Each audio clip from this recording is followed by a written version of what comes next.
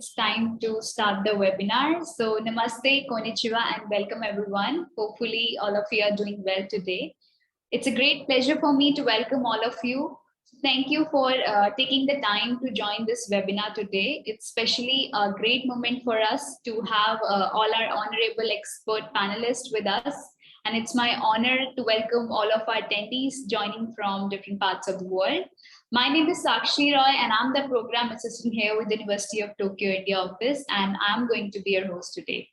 So this program is hosted by the University of Tokyo India office in association with Vishwabharati University, India, and sponsored by MEX, the Ministry of Education, Culture, Sports, Science and Technology in Japan. And you're now watching Japan-India Bangladesh exchange event, and we are here to celebrate 160th birth anniversary of Sir Rabindranath Tagore and the U Tokyo Homecoming Day. So this session is specially designed for all people who have keen interest in India and Sir Rabindranath Tagore. As Sir Rabindranath Tagore needs no introduction, he was the first Asian to receive the Nobel Prize in Literature in 1913, and his famous works are known worldwide, including Gitanjali. He's the only person to have written anthems for 3 countries: Jan Gan Man for India, Amar Shonar Bangla for Bangladesh, and Sri Lanka Matha for Sri Lanka.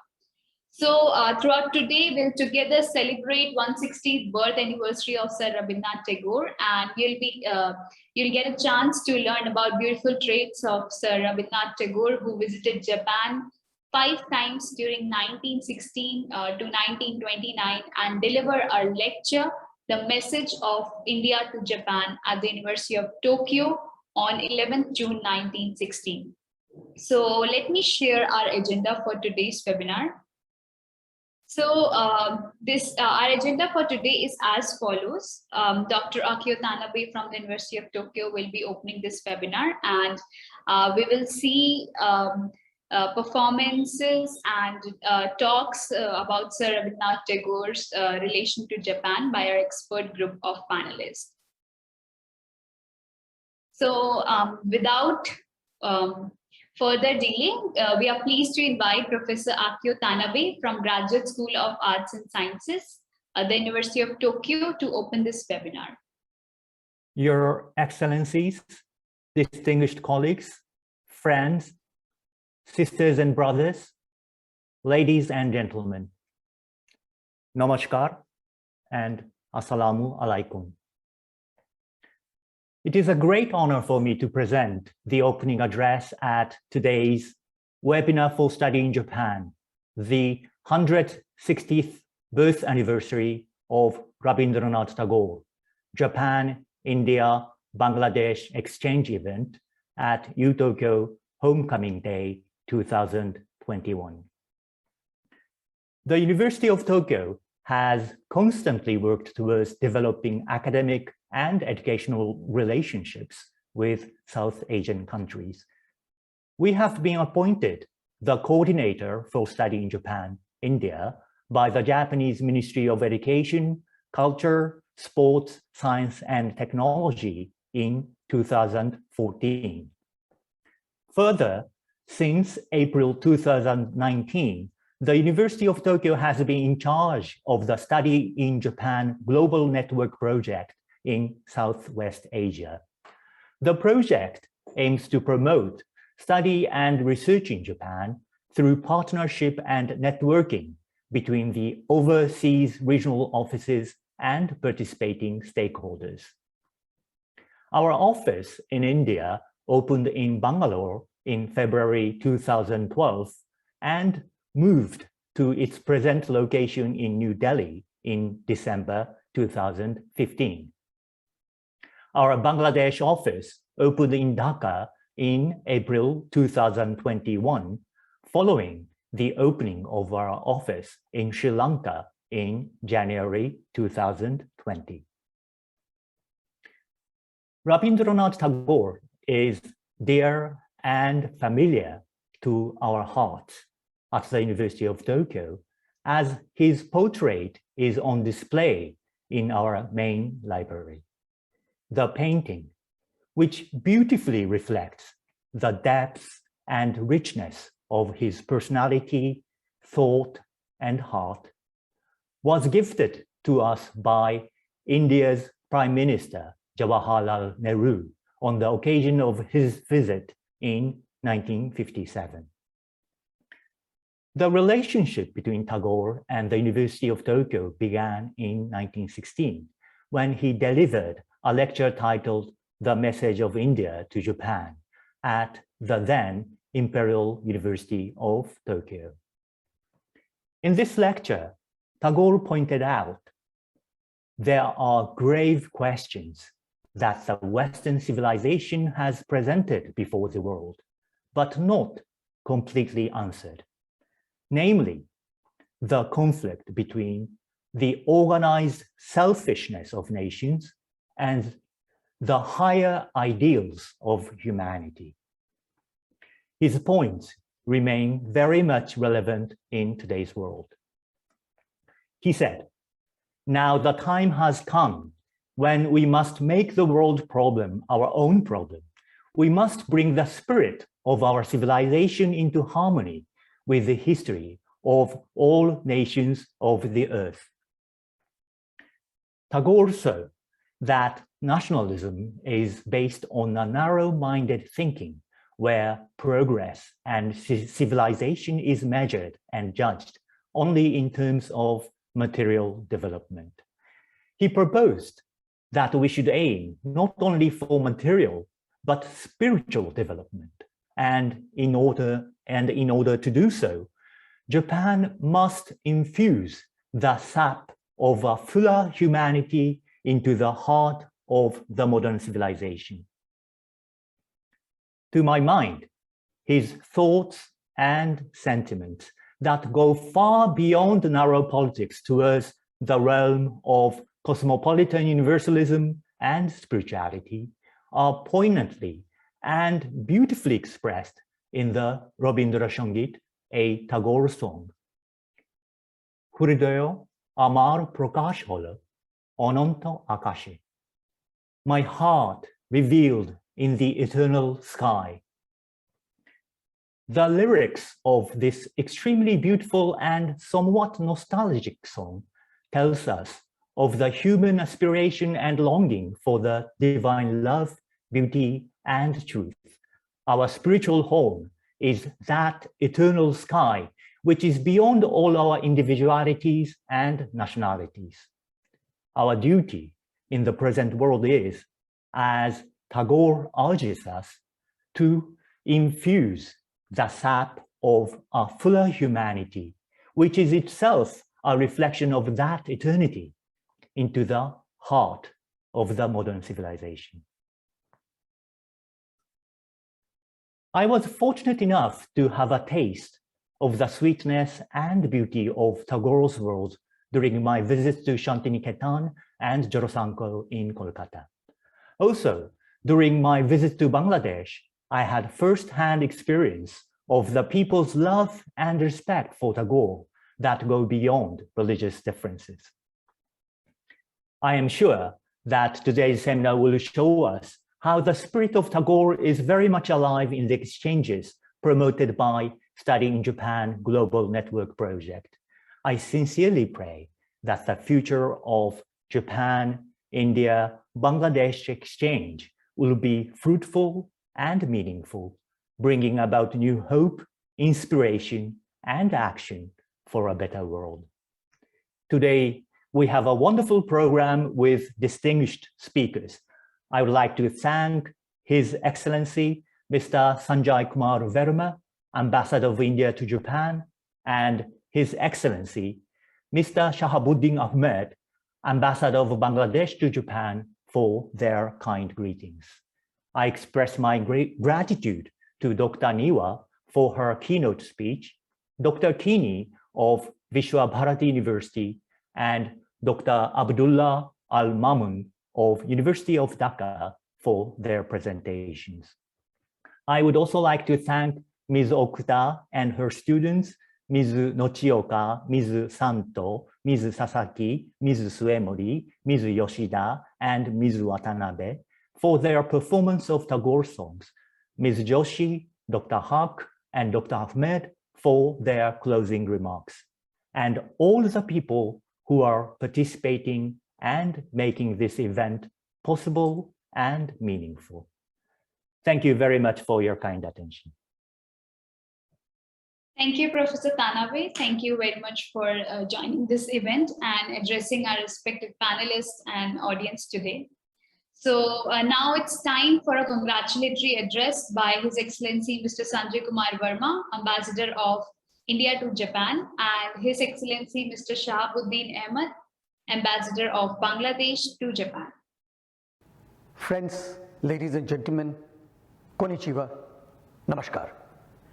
It is indeed a pleasure for me to be present with you at a webinar to commemorate 160th birth anniversary celebration of Gurudev Rabindranath Tagore, which is being organized as a part of India-Japan-Bangladesh exchange event, very kindly hosted by the University of Tokyo in association with Vishwa Bharati University Shantiniketan. I would like to extend my warm greetings to all of you and best wishes to the organizers for the success of the event. Gurudev Rabindranath Tagore was a true polymath in a real sense of term. He was a poet, writer, playwright, composer, philosopher, social reformer, and painter, all at the same time. We see very few writers in modern times whose work blends so spontaneously with observations stemming from philosophy, socio-political thoughts, and the journey of civilizations. Gurudev had a special relationship with Japan. Even before his visit to Japan, he was a well-known figure as the first Asian to be awarded a Nobel Prize. At least 7 books on Tagore's life and works were published in Japan before the advent of his visit. These publications, which reveal the interest in Tagore amongst intellectuals in Japan, also created an awareness of him among common people. During his visit, Tagore met a huge number of people, from the then Prime Minister of Japan to writers, artists, musicians, educationists, politicians, journalists, and befriended many of them. His arrival in Japan was warmly received, and he was given a hearty welcome as a distinguished poet and Nobel laureate by people from all walks of life. In all, Tagore visited Japan 5 times. The first taking place in 1916, when he spent 3 months here. During his first visit in 1916, Tagore delivered many lectures in Japan, such as India and Japan, The Message from India to Japan, Paradise, and The Spirit of Japan. He redefined his attempts at developing a language to express the amalgamation of both the universalism and Asian values. During his stay in Japan, Tagore observed and appreciated many sterling qualities of the Japanese character. For example, their restraint in expression, their dignified, graceful, and warm manners, their sense of discipline, the dignity of labor, love of the country, the delicate sense of aesthetic expressed in traditions like the tea ceremony, their love of nature, and flower arrangements methods known as ikebana. Indeed, the COVID-19 pandemic that continues to devastate much of the world has highlighted a new way of interacting with each other. In this situation, Tagore's far-sighted political vision, defined by an inclusive global humanism and an urgent thrust on interfaith international amity, becomes all the more relevant for the world today. Tagore's message of mutual cooperation among varied people and his appeal to all to recognize and revere the humanity of the other sound the truest note of democracy.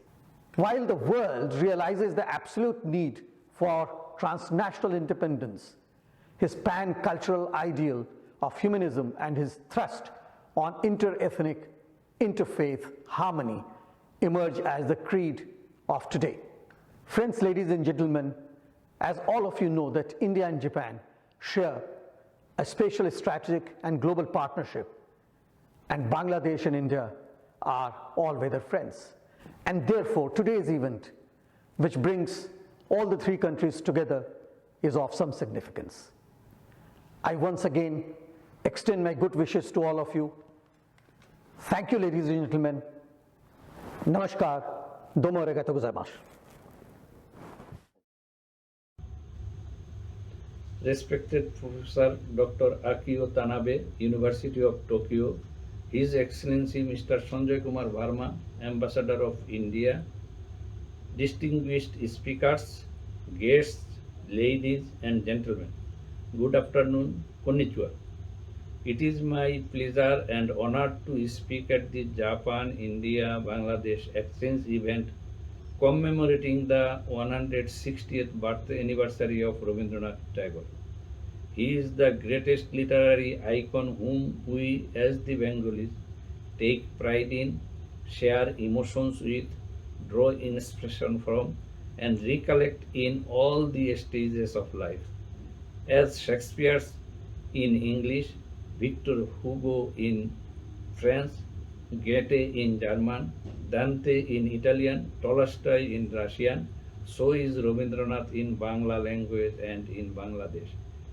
As far as Bangladesh is concerned, we are passing through historical time now. Currently, the nation of Bangladesh is observing the birth centenary of the father of the nation, Bangabandhu Sheikh Mujibur Rahman. This year, we are celebrating the 50th anniversary of our independence too. This year is also the 50th anniversary of the establishment of India-Bangladesh relations, and next year is the 50th anniversary of the establishment of the diplomatic relations between Bangladesh and Japan. In this backdrop, it is my great pleasure to have the opportunity to jointly observe with all of you the 160th birth anniversary of Rabindranath Tagore, whose song Amar Sonar Bangla Ami Tomaye Bhalobashi is our national anthem. Indian national anthem Jana Gana Mana is also his writing.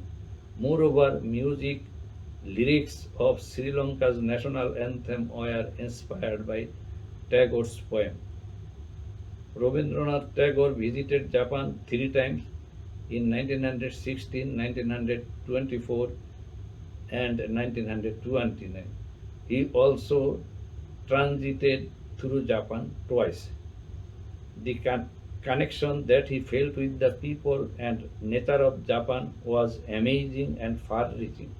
Its influence was mostly literary and spiritual, reflecting Tagore's unique personal outlook and perspective. In one of his lectures titled The Spirit of Japan, he wrote, I quote, "In Japan, it is not the display of power or wealth that is the predominating element. You see everywhere emblems of love and admiration." Unquote. Rabindranath Tagore was multi-talented, a poet, musician, writer, painter. He was one of the greatest minds who won the Nobel Prize in 1913. His poetic soul was a mixture of urban Kolkata and rural areas of Bangladesh. His life in Kolkata based on an understanding of Renaissance, and his life in Bangladesh was an experience of introspection. This perfect blend of sophistication and naivety contributed to the making of the great literary genius that he is. His sojourn in Bangladesh began in 1890 with his coming over here to look after the paternal estate spread over 3 places: Shilaidah of Kustia, Shahjadpur of Pabna, and Potishar of Nator. While he discharged his official duties towards the tenants as a benevolent jamindar, side by side he devoted himself to writing in profusion. At this time he also gained access to the esoteric world of Fakir Lalon Shah's soulful baul music that he later popularized. This period from 1891 to 1895 he has been called by Tagore himself as the most productive period in his literary life. During this phase, he wrote a large number of poems, stories, dramas, essays, and letters. Tagore's love for Bangladesh has been well reciprocated by the people of Bangladesh and Bengalis all over the world with unconditional love, respect, and reverence. Rabindranath lives and shall continue to live in our hearts and minds. The architect of Bangladesh and the father of the nation, Bangabandhu Sheikh Mujibur Rahman, had a great admiration for Tagore. Both were champions of nationalism, and Bengali nationalism has been adopted as one of the four basic principles of our constitution. As a matter of fact, Bangladesh and Rabindranath are metaphorically speaking synonymous. To keep Bangladesh socially, culturally, and politically healthy and flourishing, we must fall back on Tagore and his work at all times. Thank you very much. Arigato gozaimashita. Thank you very much, all of you, for your time to watch the video message conveyed by our Honorable His Excellency Mr. Sanjay Kumar Verma, Ambassador of India to Japan, and His Excellency Mr. Shahabuddin Ahmed, Ambassador of Bangladesh to Japan.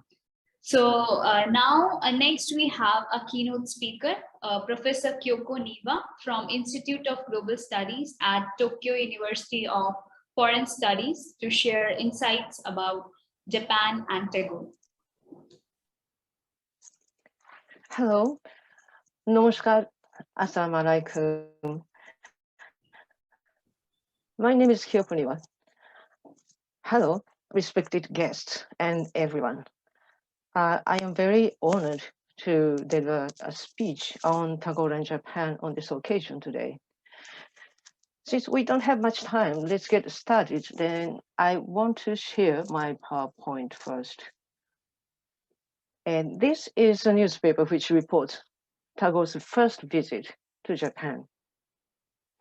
Rabindranath Tagore visited Japan for the first time in 1916 and delivered a famous speech entitled The Message of India to Japan on 11th June at the Imperial University of Tokyo, which is now known as the University of Tokyo. The presentation was a rather short one, and it is worth reading through even today. Here we are going to look briefly into his message. In the beginning of the speech, Tagore openly expressed his surprise at Japan's sudden rise after Meiji Restoration, saying that one morning the whole world looked up in surprise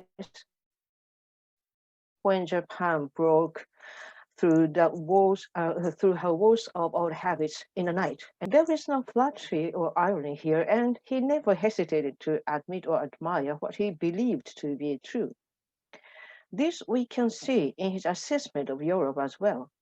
Even under the condition of colonial subjugation, he did not hesitate to recognize its greatness by saying in the same speech that I must not hesitate to acknowledge where Europe is great, for great she is without doubt. Still, naturally, he could not help pointing out some of the evil sides of Europe as well. Europe is primarily good in her beneficence, where her face is turned in all humanity, and Europe is primarily evil in her malefic aspect, where her face is turned only upon her own interest, using all her power of greatness for ends which are against the infinite and the eternal in man. Here he is criticizing Europe, however. He's not condemning Europe only for its subjugation of India. He is claiming that it is against the infinite and the eternal in man. As we can see from this or other statements, Tagore is always concerned about the true dignity of humankind or individuals, not so much of a country's rise or ruin. In this context, Tagore considered that Japan had greater responsibility not only for Asia, but for the whole world.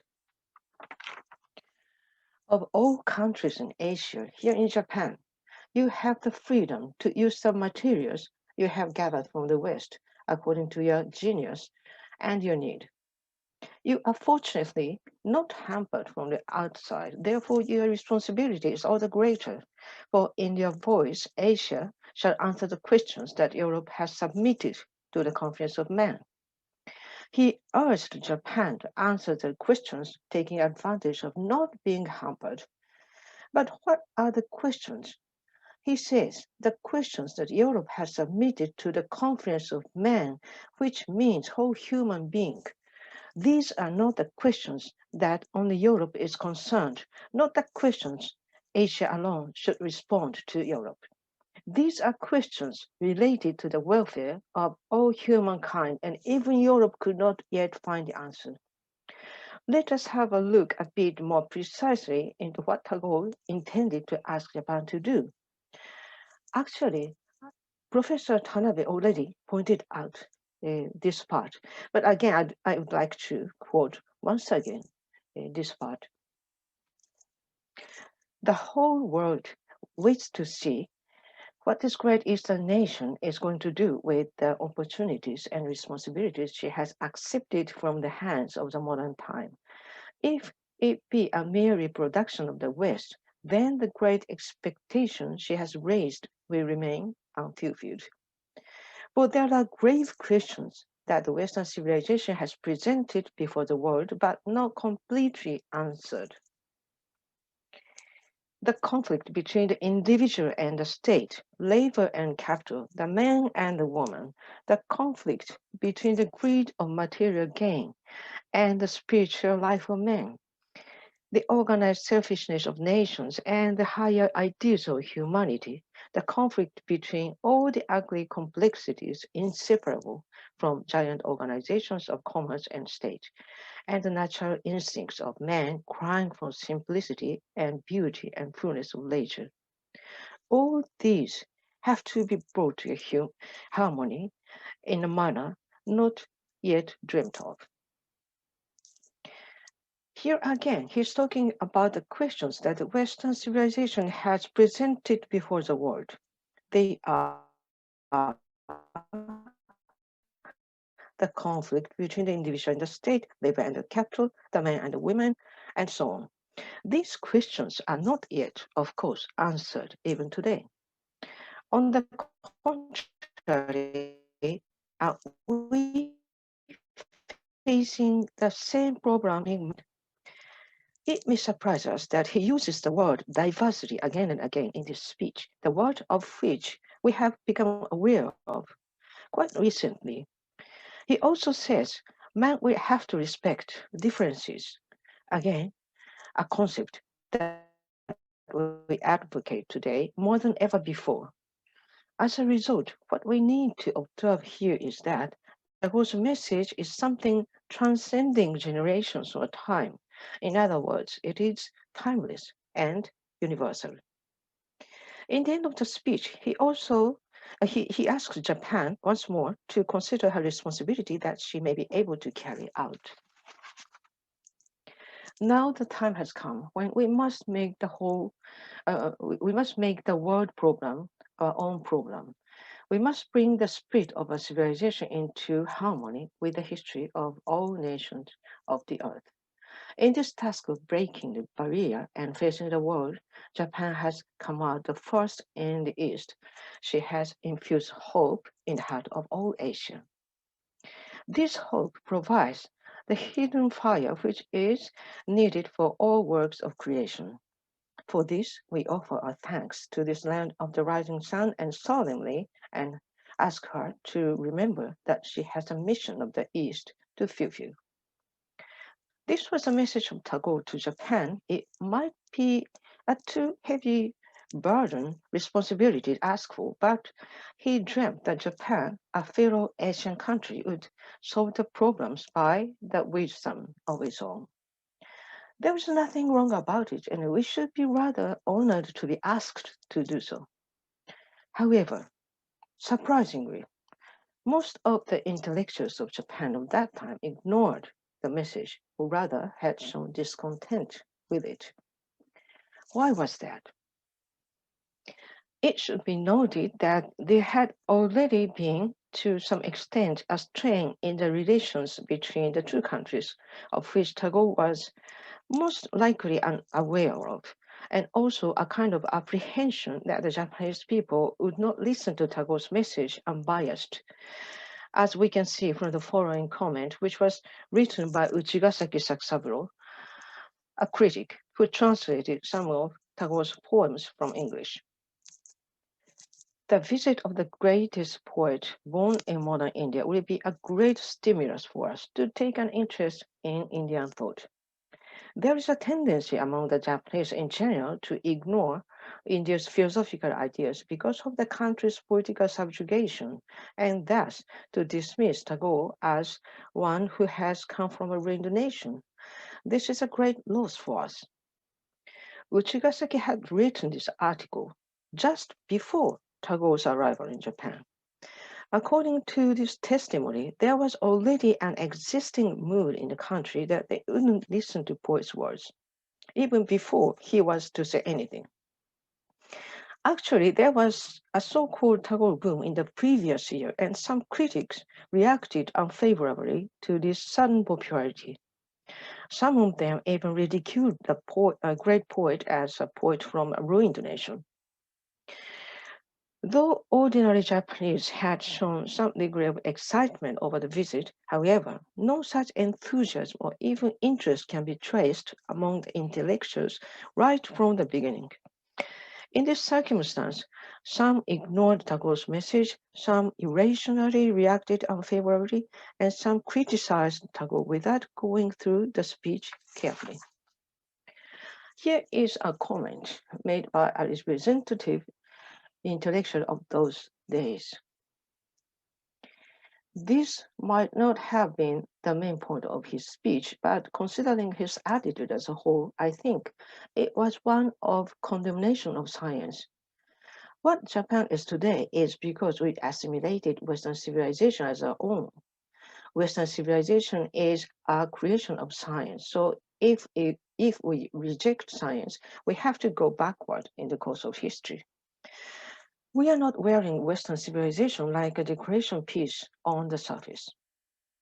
This was written by Inoue Tetsujiro, professor of the University of Tokyo. He said he himself did not go to listen to Tagore's speech like most other intellectuals who made comments on his speech. Actually, those people read the speech printed in the newspaper and made comments, but I doubt if they read it carefully enough. There are misleading points in this statement that we cannot overlook. First of all, Tagore never condemned science itself. He only says that real truth is that science is not man's nature, it is mere knowledge and training. By knowing the laws of the material universe, you do not change your deeper humanity. And nothing more. Also, he did not regard science in the same light as Western civilization in the same manner as we in a way did. It is actually, as we all know, not as simple as that. Secondly, Tagore never described modern Japan as a country which only wears Western civilization.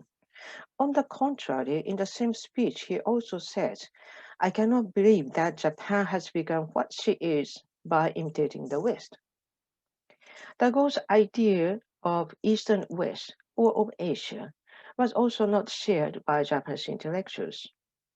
Tagore naturally considered Japan as a member of Asia or the East, saying that Japan, the child of ancient East, or she had her legacy of ancient culture from the East.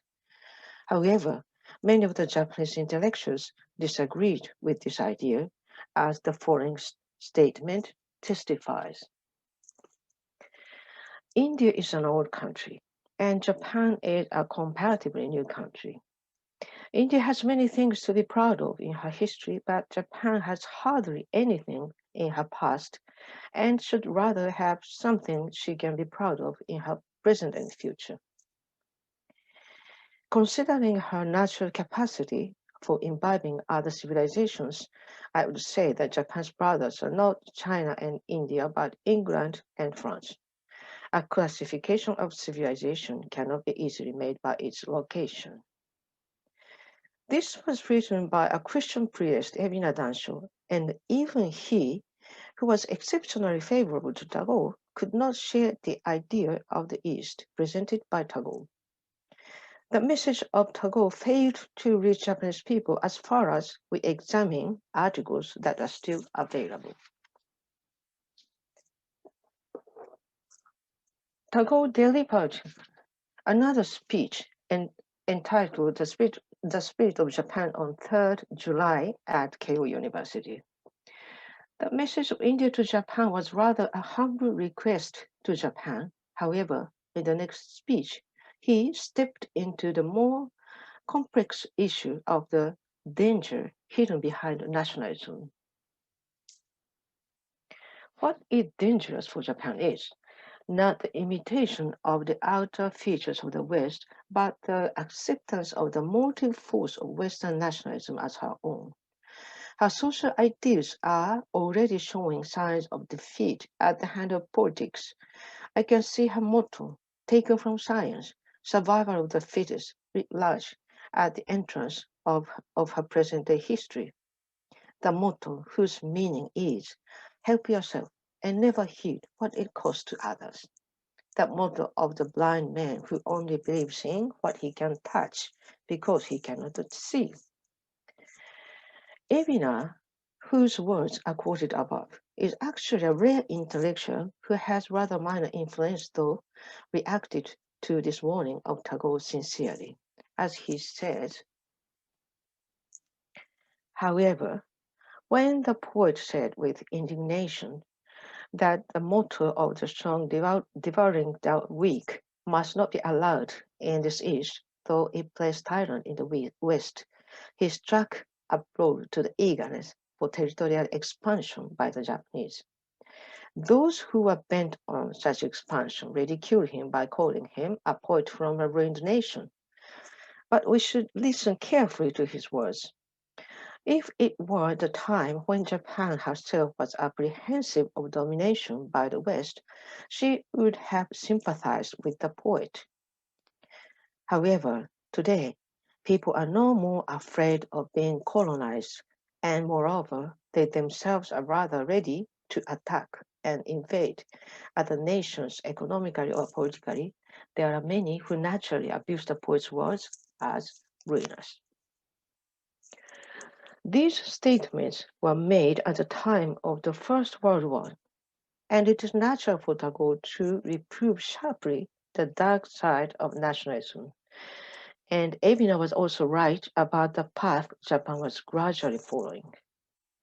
But if we read the passage of The Spirit of Japan once again, we can realize that what Tagore was warning about is not only the specific phase of the time. I am sure many of us admit that we are still facing the same problem of nationalism today. Considering the fact that even the earlier speech delivered at the University of Tokyo was not well accepted, we can expect that the second speech was all the more rejected. However, the truth is, there was no big reaction anymore, as if people lost interest in what he says. Can we assume then that the words of Tagore came to nothing after all? We must not leap to the conclusion because the whole history of the relationship between Tagore and Japan did not end at this point. However, we have to admit the first real encounter of the two did not have a successful finishing touch. On the whole, the Japanese in general have been accepting Western culture and science, though often mixing up the two, quite positively, and there was little chance of their sharing the image of a materialistic West. Tagore's warning against militant imperialism was more or less out of tune with those people. Moreover, considering their country rather closer to the west than to the east, there was little inclination to think about Japan's role in Asia in the same way as the poet had defined it. Still, we should not underestimate the influence of Tagore among the voiceless or less influential group of minorities. They crowded the hall every time when he delivered his speeches, and they listened to him eagerly. Even after adverse criticisms toward Tagore were expressed here and there, people still gathered to listen to him. The impression of the poet stayed long and deep in their minds, and because of that, Tagore was never completely forgotten during the dark era of war. In 1924 and 29, Tagore visited Japan again, and we can find much smaller scale of reaction in newspapers and magazines. However, although the enthusiasm generated during his visit in 1916 was missing in 1920, his lectures attracted many. In 1924, it was reported that more than 2,000 people, mainly students, came to listen to his lecture at the University of Tokyo. In the same year, he also delivered a special lecture for women, and again, the hall was filled up by about 2,000 women who came to listen to him. This is a newspaper report about the lecture for women.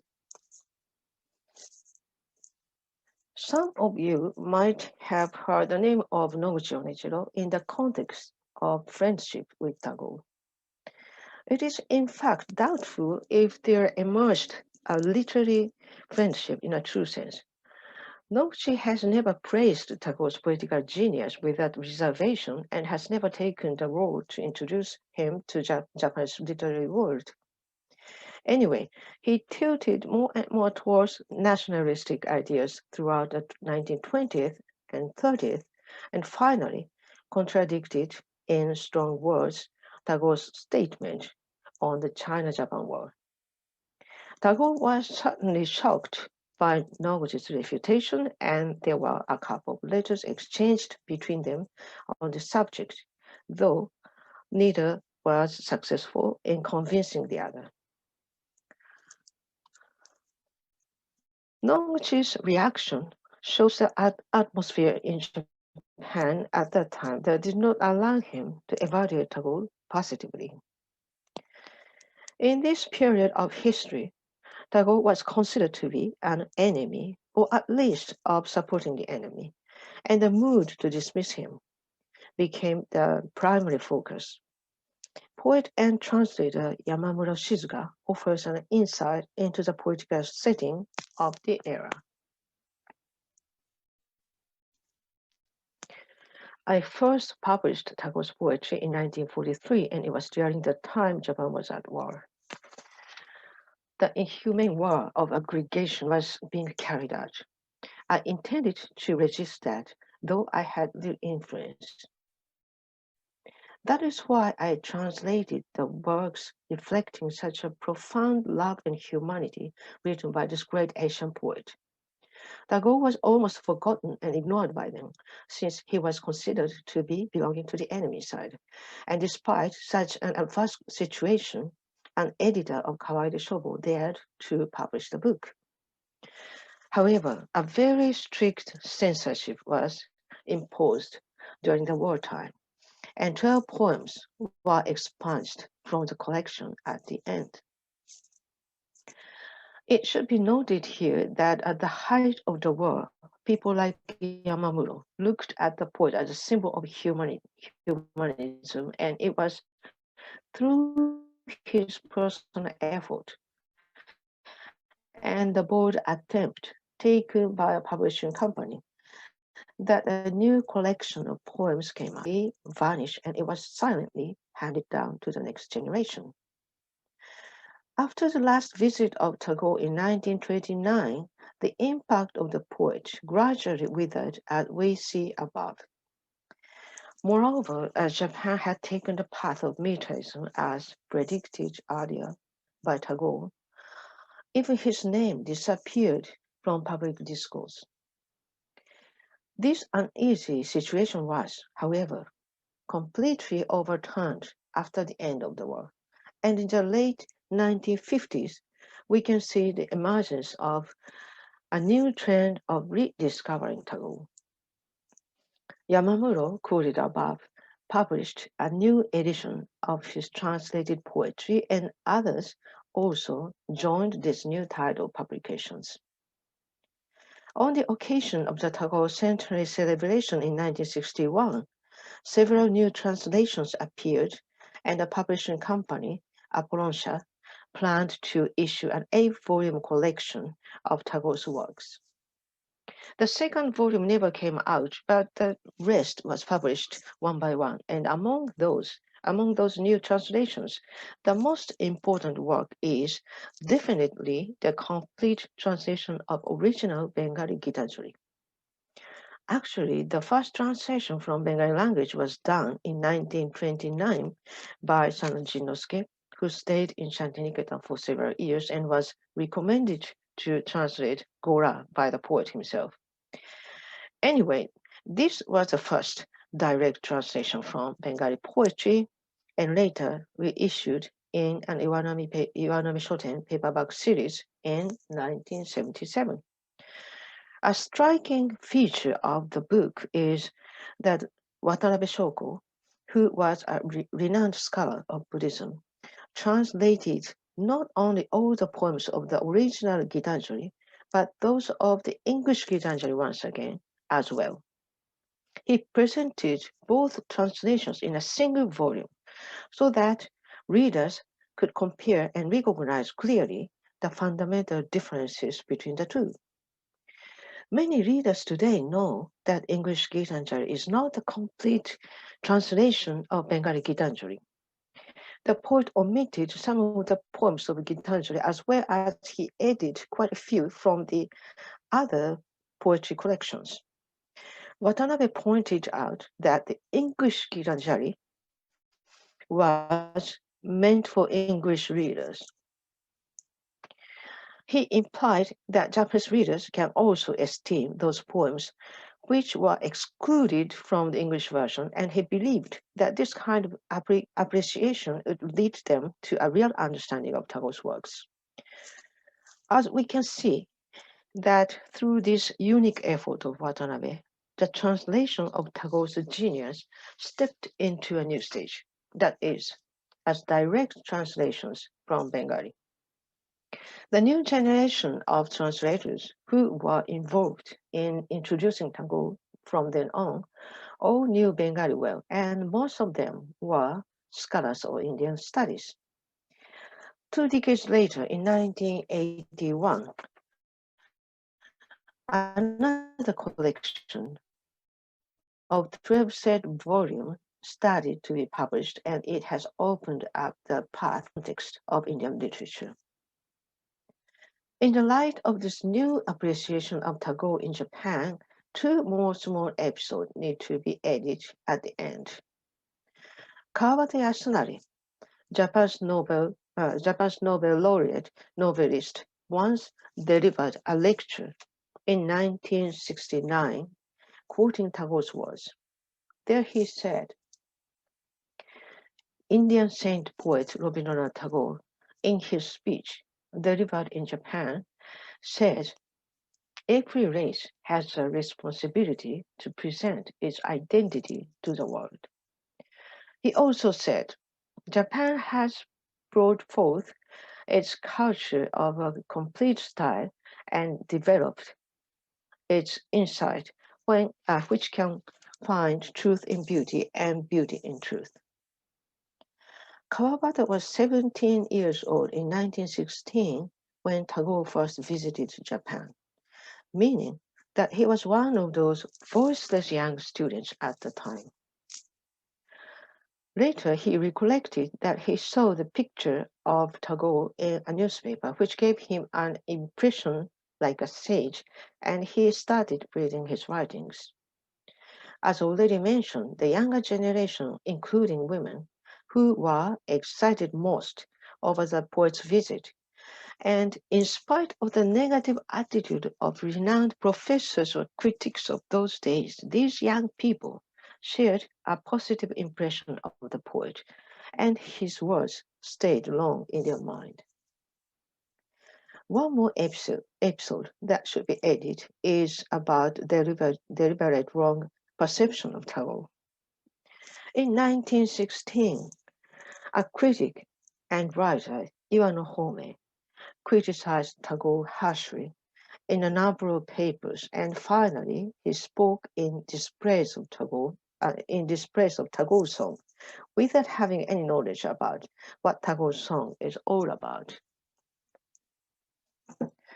I think it was just 2 years ago that you, all of a sudden, have become popular in our country. However, it was only because some of the publishers and translators tried to introduce something new for their personal gain. People with knowledge are hardly impressed by your poetry and your ideas. I heard your poems are given melodies and they are sung in your country.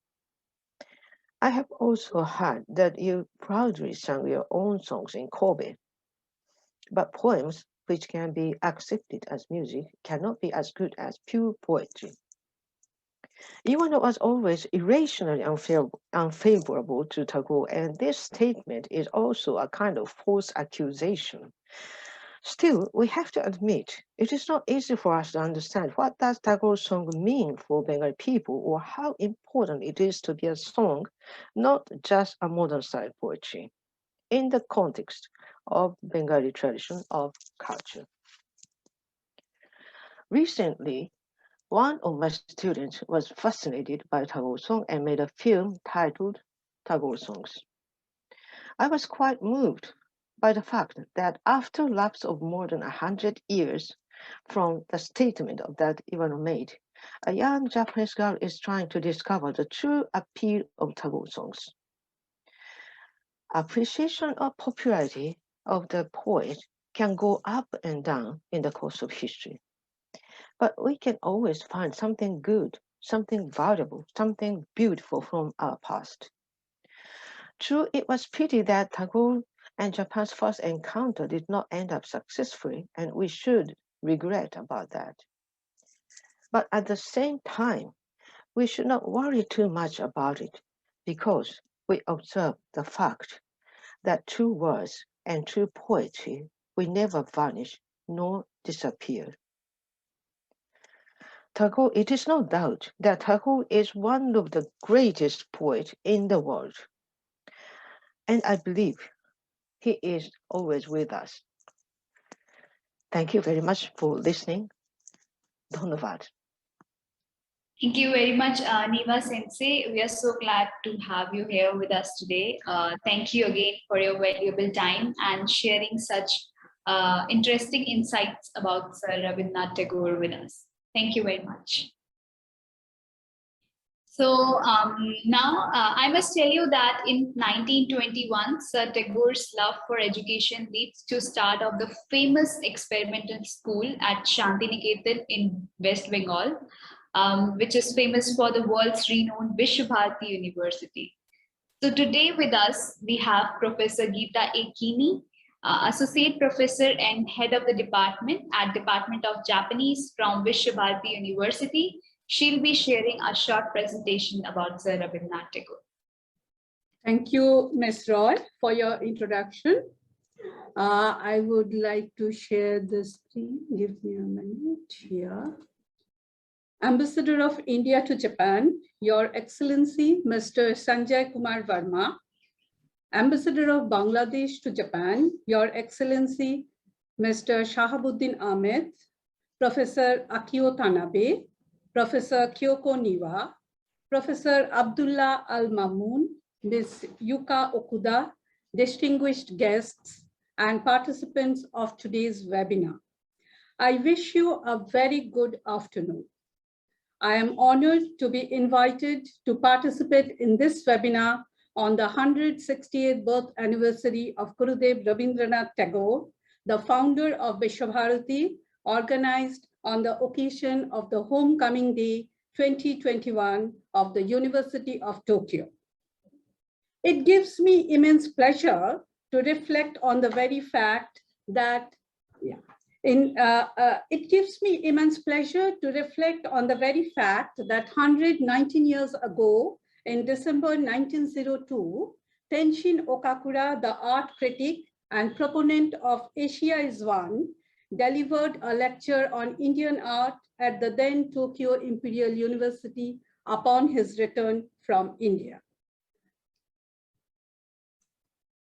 Further, 115 years back, on June 11, 1916, Rabindranath Tagore, the first non-European to receive the Nobel Prize in Literature, was invited to deliver a lecture at the Tokyo Imperial University during his maiden visit to Japan.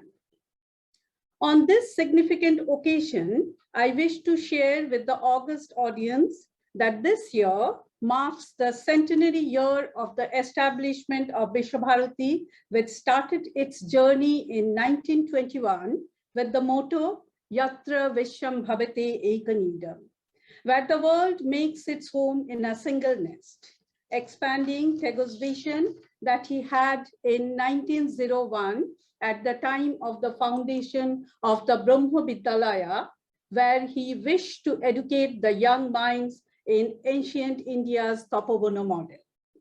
Several factors acted as a catalyst for the Brahma Vidyalaya to emerge as Vishwabharati, inviting the world to gather in a single nest. In today's brief deliberation, the focus will be on the meaningful presence of Japan from the very inception of the institution, which in later days brought Vishwabharati the pride of being the first academic institution in India to introduce Japanese language and nurture various aspects of Japanese culture. Efforts will be made to see how this relationship that was built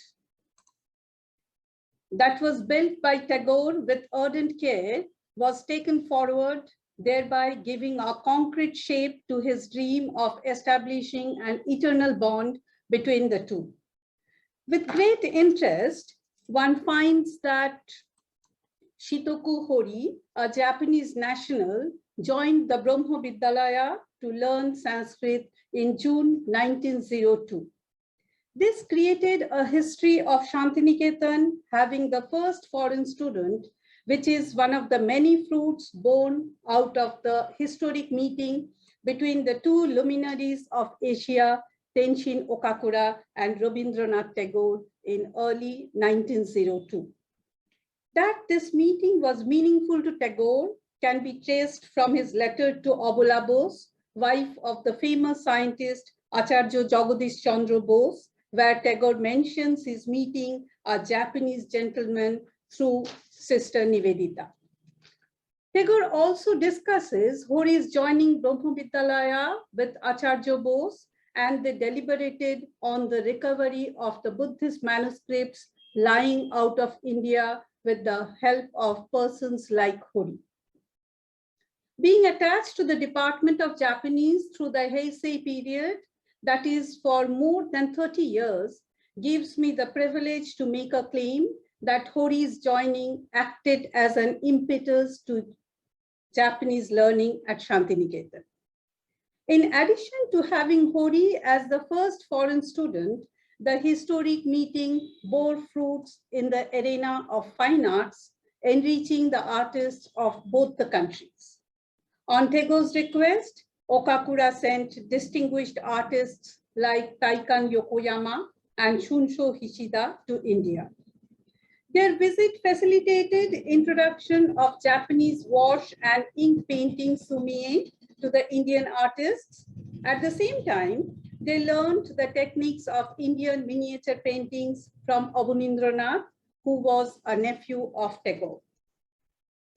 Eagerness to explore each other's cultural domain was further deepened when, on Tagore's request, Okakura sent Jinnosuke Sano to Shantiniketan in 1905 to teach jujutsu. In the photo, we can see Sano sitting and Rabindranath, Tagore's eldest son, in judo attire, standing on his left. From Sano's account in Tagore Sensei to Watashi, one comes to know about Tagore's eagerness in teaching Japanese at Shantiniketan, for which Tagore selected students prior to Sano's arrival. Moreover, when Sano tried to teach Japanese using Roman scripts, Tagore suggested that the language should be taught using Japanese characters. Rabindranath, Tagore's younger son, was among the students who learned Japanese from Sano. In this way, though informally, Japanese language teaching learning activities began in the first decade of the 20th century in undivided India at Bengal Shantiniketan.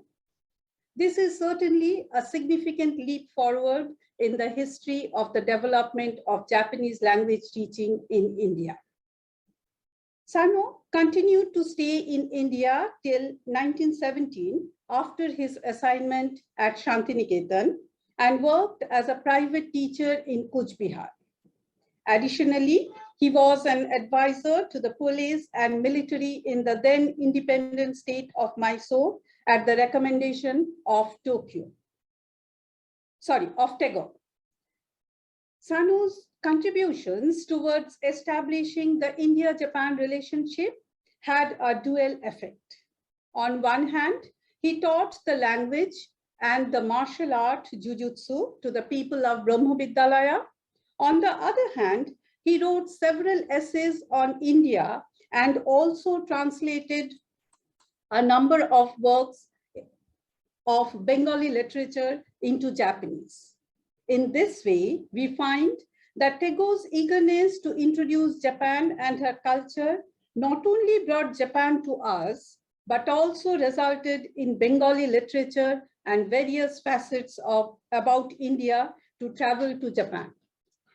The relationship with Japan was further strengthened upon Tagore's maiden visit to Japan in 1916.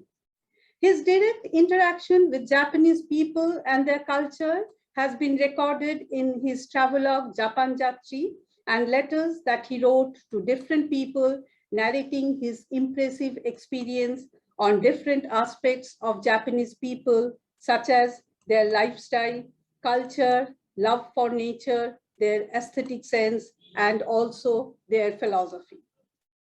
Tagore was greatly impressed by the works of the Japanese artist, and on Tagore's request, a duplicate of artist Shimomura Kanzan's famous painting Yoroboshi, made by Arai Kampo, was presented to him. Tagore's eagerness to create a conducive interactive environment for the artists of both the countries prompted him to invite Arai Kampo to India in 1960. This interaction enriched each other, and Tagore's appreciation is beautifully recorded in the adieu poem that he composed and presented to Arai Kampo before his departure to Japan in May 1980. The poem in Bengali and its rendering in Japanese is inscribed on the foundation stone of the Nippon Bhavana. One day, you came to my home like a guest. Today, at the time of leaving, you have come to my heart. In 1920s, Bishwabharati received the Kintaro Kasahara family into the second campus in Sriniketan. Kasahara taught woodcraft, and Uttarayana, one of Tagore's residences, bears the impact of his artistic skills. Kasahara constructed a wooden house on the 3 peepal trees in Sriniketan. Tagore loved the house, and it is known that he composed a number of poems in this house. Kasahara also made a Japanese garden behind Uttarayana. His eldest daughter, Itsuko, was named Shagorika by Tagore and was married to Dhirananda Roy, director of Sriniketan. Tagore's 5 visits to Japan tell us the special place that the country had in his heart. During his final visit in 1929, he was hosted by Kunihiko Okura, a friend of Rashbihari Bose and a proponent of Oriental culture in Japan. Tagore requested Okura for a jujutsu teacher. He also expressed his desire to have instructors of tea ceremony and ikebana, the art of flower arrangement.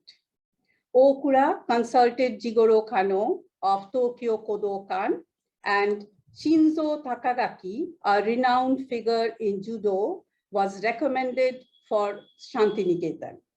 Takagaki came to Shantiniketan in 1929.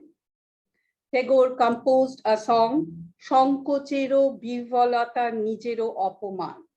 Shying away in hesitation is self-humiliation, and presented it to Takagaki. Takagaki visited different places for judo demonstration with his students in Shantiniketan.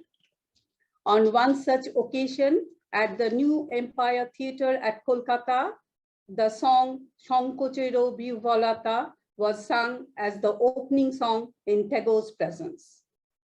Takagaki's wife joined him in Shantiniketan the following year. With her came Makiko Hoshi, Rashbihari Bose's sister-in-law, who taught ikebana and tea ceremony.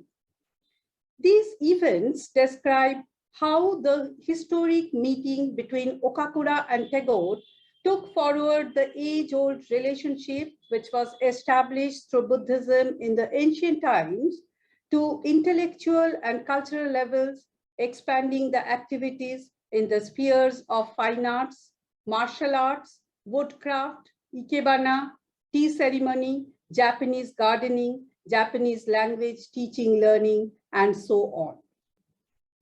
Takagaki's stay at Shantiniketan was followed by a number of Japanese people visiting Shantiniketan with the aim of fulfilling their academic, cultural, and personal interests. Reverend Susho Byodo, a Buddhist scholar who studied Sanskrit Alankar Shastra at Shantiniketan in 1933-34, needs special mention with regard to the academic and cultural relationship that flourished in later days.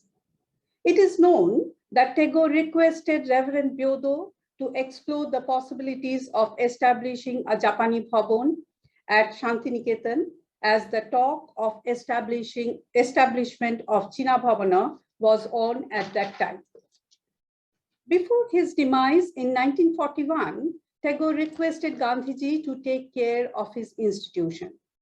Gandhiji made a request to Jawaharlal Nehru to protect this unique institution. In May 1951, Vishwabharati was declared to be a central university and an institute of national importance by an act of parliament. The Japanese department was established, keeping in tune with Tagore's vision, and a glance at the names of the faculty members of the department shows that many eminent Japanese scholars graced the department and contributed towards nurturing the department while teaching Japanese language, culture, and Buddhist philosophy. Here, I wish to share that Professor Satyabhushan Verma, who established the Center for Japanese Studies in JNU in 1970s, studied Japanese under Kasugai Sensei at Shantiniketan, who joined the department in 1955. The first Indian faculty member was recruited in March 1985. From its very inception, the department was housed in China Bhavana. Classes were quite often held in the lawn of the China Bhavana. The foundation stone of Nippon Bhavana was laid in 1991 by Reverend Byodo, respecting Tagore's wish that was made to him in 1934 with the active initiative of Professor Kazuo Azuma. Nippon Bhavana was inaugurated on February 3rd, 1994 by Sri K.R. Narayanan, the then Honorable Vice President of India, fulfilling Tagore's dream. Informatively, Reverend Byodo had a connection with Tenshin Okakura. inspiration from Tagore and Okakura might have played an important role in the establishment of Nippon Bhavana. Having a roof of its own provided an impetus to the academic activities of the department. During this journey, the department had the Japan Foundation, the Japan Overseas Cooperation Volunteer Teachers of JICA, the diplomatic missions of Japan in India. The department gradually expanded its teaching activities from certificate diploma courses to undergraduate, postgraduate courses in Japanese, followed by doctoral program with research students conducting research on various fields of Japanese studies. The research activities of the department are supported by Japan Foundation through their visiting professorship programs and fellowship programs. Universities with whom we have memorandum of understanding also play a significant role by accepting our students to carry out the work under their university system. Today, Vishwabharati is the only institution in the eastern region of India to offer undergraduate, postgraduate, and doctoral programs. Students from different parts of India and neighboring countries join the department. A retrospection to the journey of the department shows strong and constant interaction with the Japanese people and the academic institutions in Japan, providing our students to acquaint themselves with the young people of Japan. Until the first decade of this century, our students used to eagerly wait for the yearly visits of Chikushi Jogakuen University to our campus, which started in 1991. The scope of interactions expanded as we signed Memorandum of Understanding with a few Japanese universities since 2015. As a result of the Memorandum of Understanding signed with Reitaku University, we organized International Conference on Tagore and Japan in August 2016 as the prime part of the year-long centenary celebration on the occasion of Tagore's maiden visit to Japan in collaboration with the Reitaku University and the kind support of the Japan Foundation. Several foreign and Indian delegates attended this conference and richly graced the occasion. Our endeavors received due recognition by the then Ambassador of Japan to India, His Excellency Kenji Hiramatsu. He visited our campus in January 2016. Subsequently, a Japanese doll was gifted in commemoration of the occasion. Memorandum of Understanding with the Aoyama Gakuen University resulted in students visiting each other's campus, holding effective interactive sessions. Due to COVID-19 pandemic, our regular activities have been curtailed considerably. But we are determined to take our founders' wish forward with the kind support from all in creating a conducive atmosphere for research and cultural understanding, strengthening the relationship. I wish to conclude expressing my sincere gratitude to our predecessors who cared and nurtured the relationship, giving the present-day shape to the Japanese studies, honoring Tagore's wish of making the place a home where the world would meet in a single nest. I once again thank the host for providing me with this wonderful opportunity and warmly invite everyone to visit our campus once normalcy is restored to jointly work towards enriching our interactions.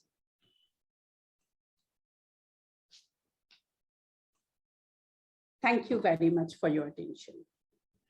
Thank you, Geeta Sensei, for such an interesting piece of information about a great poet and a great philosopher of India, Sir Rabindranath Tagore. Thank you very much for sharing your insight with us.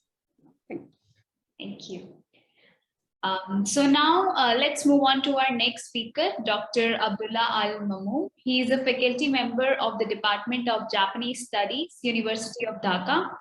Dr. Mamoon is a co-founder of several books such as Japanese Government and Politics, Japanese Society and Culture, Japanese economy, his good number of articles have been published in local and international journals. So today, we are pleased to invite Dr. Abdullah Al-Mamoon to share his insights about Sir Rabindranath Tagore. Can you hear me and hear clearly? Honorable guests, excellencies, distinguished participants, and my dear students, a very good afternoon to you all from Bangladesh and Konnichiwa. And please accept advanced greetings of 50 years of Japan-Bangladesh friendly relationship. I'm indeed honored to become a speaker of this very special event and privileged to have the opportunity to say a few words about the greatest Bengali poet, novelist, singer, and one of the famous philosophers of all time, Rabindranath Tagore.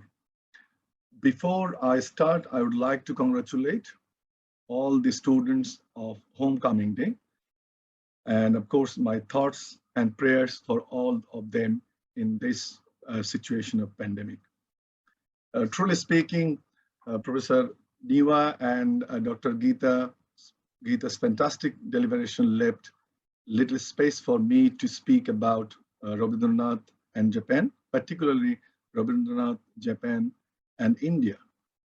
But Rabindranath is so big, he's so wide, he's so versatile that gives me scope to unveil some of the facts related to Japan and subcontinent, Japan and Bangladesh, and Rabindranath philosophical underpinnings of peace, nationalism, and internationalism. Thereby, in next few minutes, I will briefly try to unveil a number of facts about Tagore, such as he was a great transnational personality of his time, a relationship builder between Japan and Indian subcontinent, a protagonist of Bangla language, of course, a bridge maker between Japan and Bangladesh, and I'll try to relate the issues of the current conflicting world with Rabindranath's philosophy of harmony and humanity.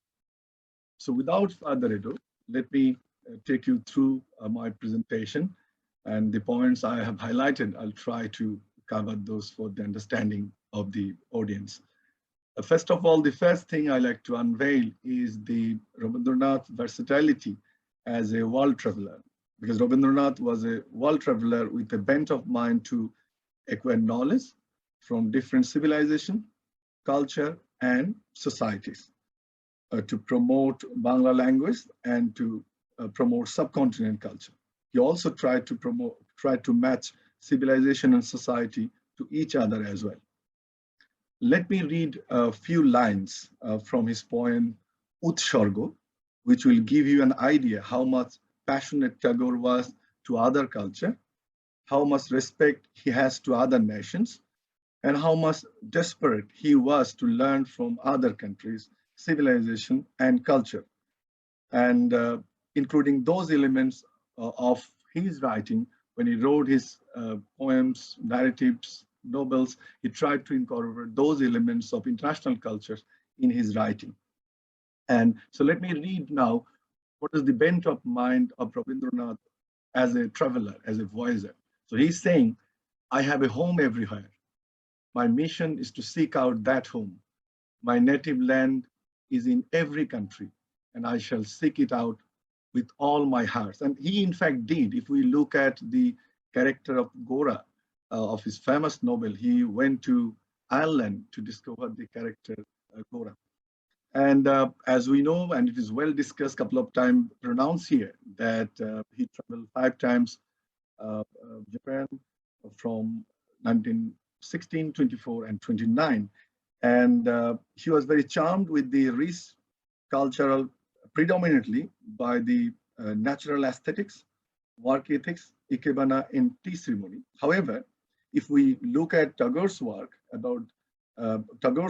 doesn't really give us enough information about Japanese food, Japanese festival, myths, and rituals. But Japanese women was respectfully appeared in Tagore's work, especially in the form of their dress and contribution to the society. This has already been much talked by Dr. Geeta, but still I would like to touch upon on Rabindranath's contribution and activities to link Japan to subcontinent, and I'll try to draw that link to Bangladesh as well. So there are a number of ways Rabindranath contributed to build bridge between Japan and Indian subcontinent, but I think the 5 areas can be highlighted. First one is this literary work. This is one of the interesting thing I like to highlight here, that understandably, Rabindranath has prior idea about Japan before his struggle. Probably at the beginning with his interaction to Okakura in 1902. So he was influenced by that interaction with Okakura. But at that time, between 1902 to 1910-15, there are a number of articles, particularly newspaper articles and magazine articles were published on Japan. And probably those helped Rabindranath to set up his mind to understand more about Japan, and that contributed to his understanding about Japan. And we should not forget his writing in the Tosamaru ship, the famous Tosamaru ship, the first time he traveled to. He was writing this. So it is understandably, the fact reveals that Rabindranath has good understanding, some understanding, or arguably better understanding about Japan before his voyage to Japan. Secondly, he has introduced a number of Japanese culture, particularly judo and music, which eventually introduced all parts of the subcontinent, including Bangladesh. And in 1972, Bangladesh Judo Federation was established. And we should not forget Rabindranath's inspiration or inclinedness to inviting Japanese poets, musicians, other activists to Vishwabharati, those who eventually influenced to Bangladeshi literature, poem, and writers.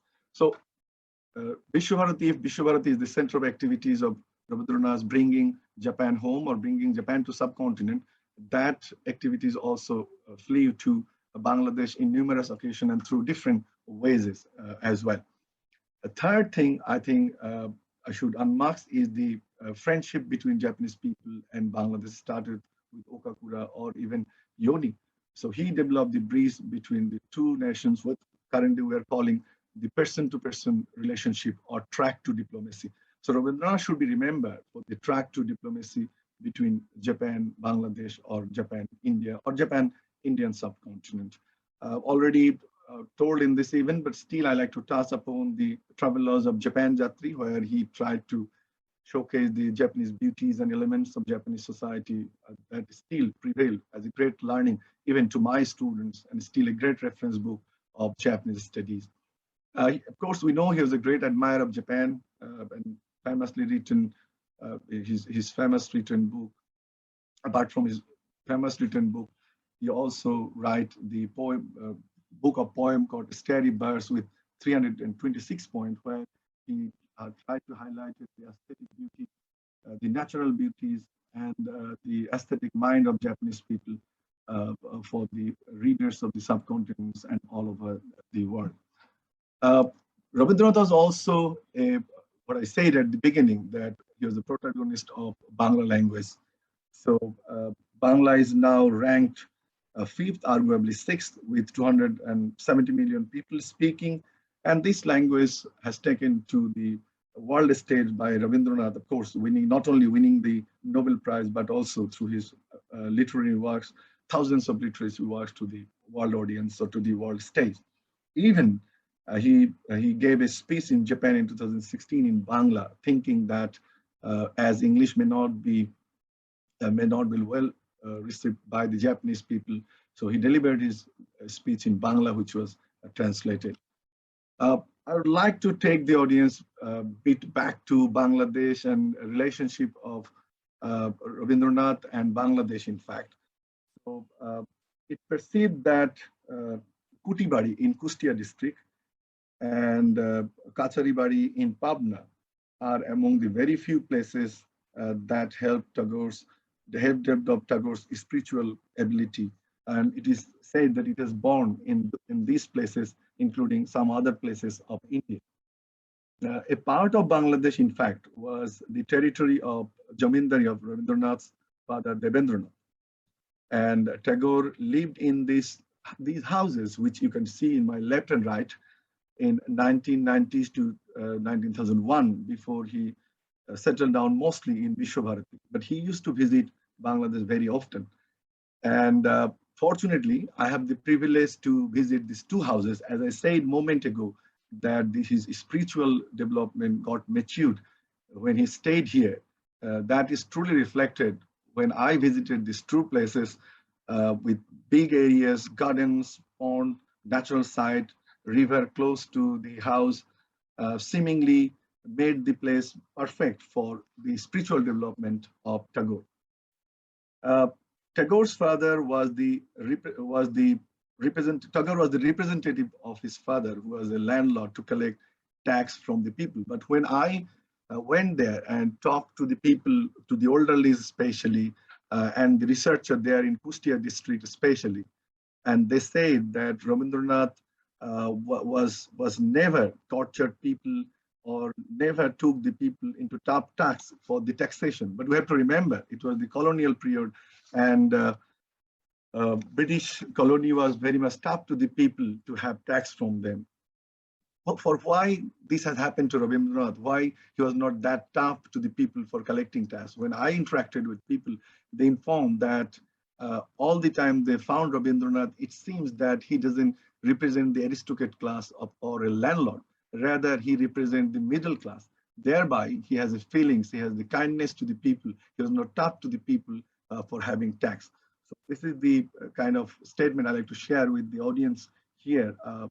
I think it's very relevant to know that Rabindranath is famous for many things, but he was also a kind ruler. He was also a kind landlord to the people of Kustia and Pabna district in Bangladesh.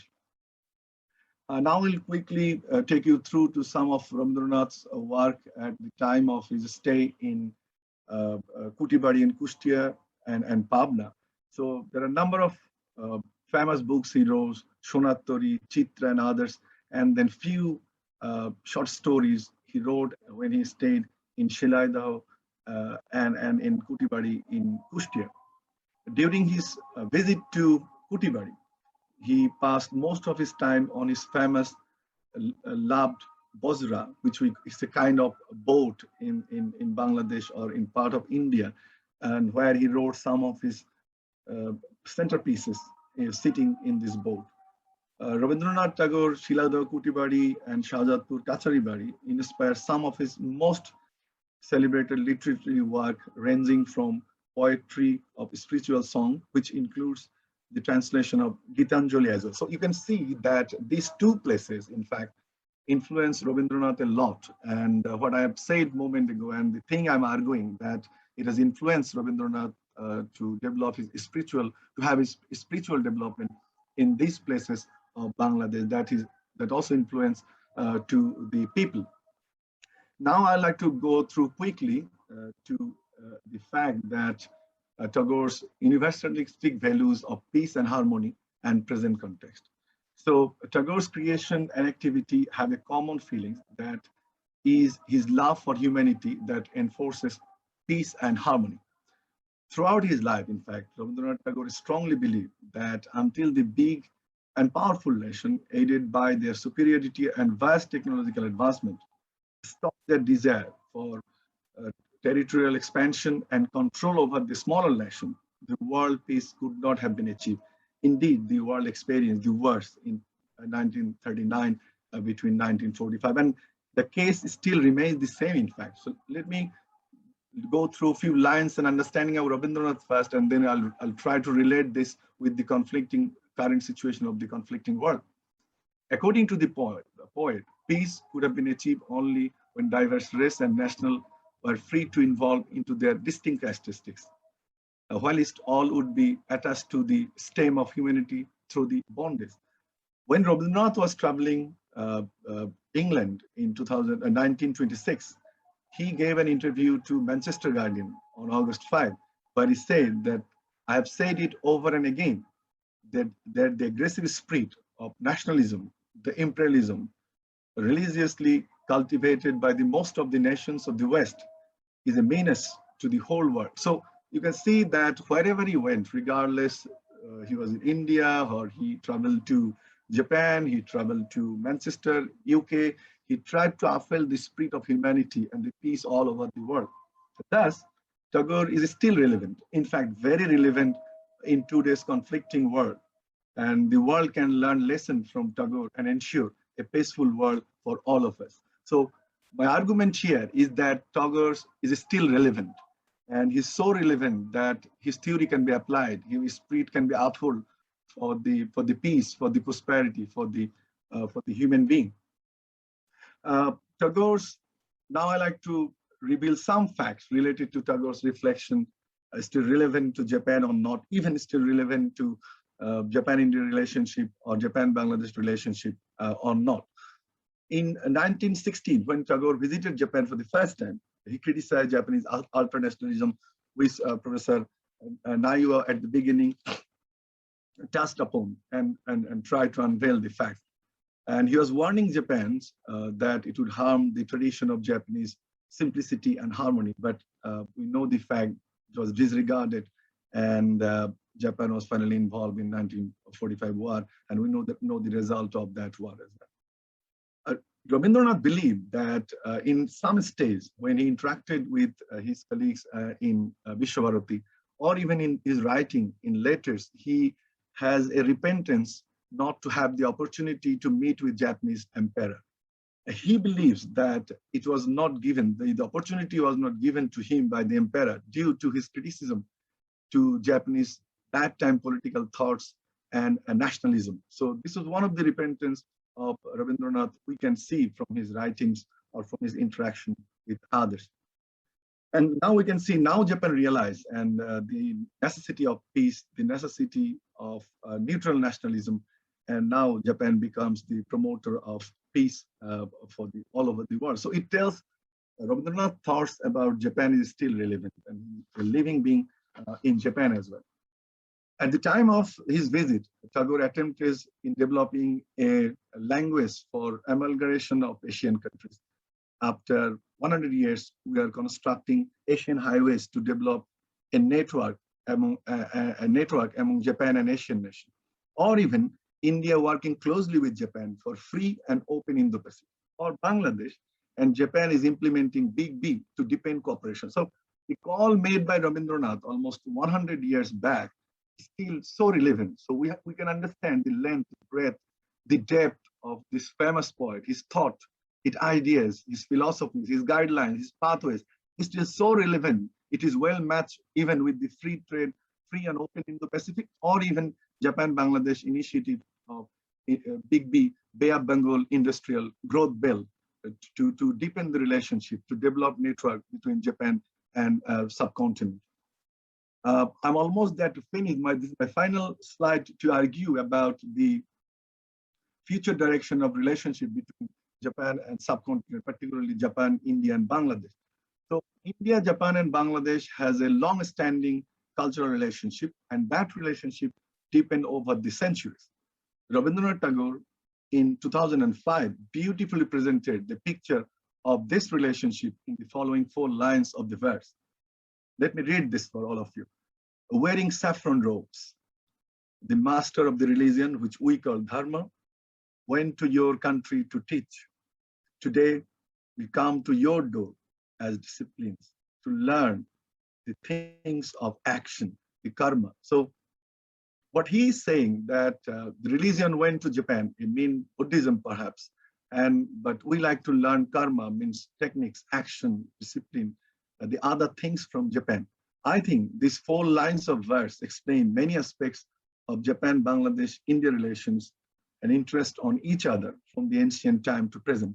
And we should take a re-oath today in this event to continue the relationship of following Tagore's birth. I would like to touch upon one thing, in fact, that this is a great event organized by University of Tokyo, because I don't know whether other scholars present here would be in my side if I argue that Rabindranath's vigilance, presence, and influence has decreased. And if we ask the current generation of Japanese people, they may not remember Rabindranath that much as we people are discussing, and even his role as a bridge builder. Because if you ask a new Japanese, young Japanese, he may say yoga or Mr. Modi, or my Prime Minister Sheikh Hasina, or maybe Mahatma Gandhi, or maybe prayers, maybe Bangladesh's ready-made garments, but they may not know much about Rabindranath. So I would like to thank, hats off for University of Tokyo in organizing such kind of event. And I strongly believe this will continue to have the more understanding, especially among the young people. Briefly though, my Department of Japanese Studies, established in 2017, trying to promote Japan-Bangladesh relationship, establishing relationship with local and international organizations, including Japan. And I believe we also have the onus to promote Rabindranath in all our spheres, in our thinking, so that young generation can learn much about Rabindranath and following his path, regardless of the student of University of Tokyo, University of Vishwabharati or my student, can follow Tagore's pathway and deepen the relationship Japan, Bangladesh, and India. Thank you. Thank you very much. Thank you very much, Dr. Abdullah Al-Mamoon, for your time, for sharing such interesting facts about Sir Rabindranath Tagore. It was very enlightening presentation. Thank you once again. So now it's time for some music. I guess no matter what culture we are from, I guess everyone loves songs written by Sir Rabindranath Tagore.